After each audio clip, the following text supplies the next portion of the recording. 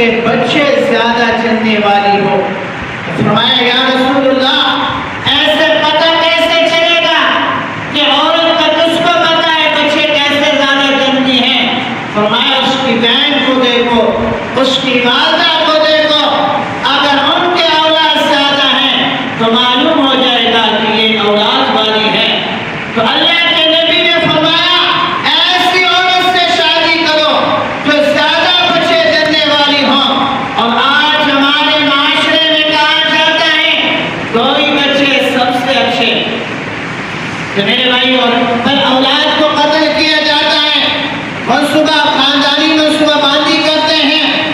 اللہ فرماتے وَلَا تَقْتُلُوا أَوْلَادَكُمْ، تم اپنے اولاد کو قتل مت کرو، من خشیۃ الاملاق، آپ ریزق کی تنگی کی وجہ سے کہ یہ کھائیں گے کہاں سے، ان کو میں کہاں سے لا کے دوں گا، ان کو میں پڑھاؤں گا کہاں سے۔ یہ روزی کا مالک اللہ ہے۔ رزق کا مالک کون ہے؟ اللہ ہے۔ ذرا آواز سے بولے رزق کا مالک کون ہے؟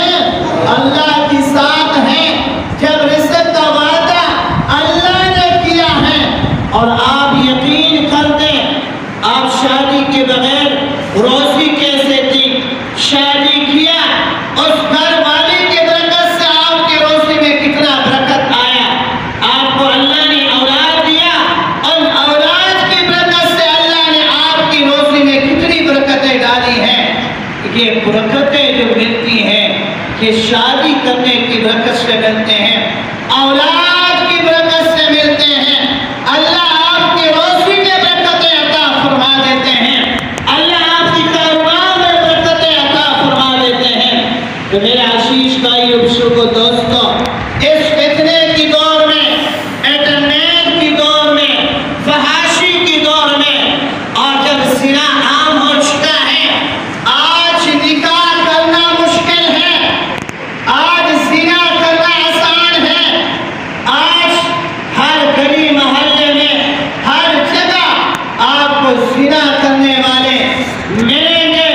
اور آج کے جوانوں سے کہتا ہوں، جوانوں توجہ فرمانا، جب جوان جاتے ہیں کسی لڑکی کو دیکھنے کے لیے تو بڑے نخرے کر کے جاتا ہے، جا کر پورا پیپا لے کے جاتا ہے، اس کی ناک کیسی ہے، اس کی آنکھیں کیسی ہیں، اس کا چہرہ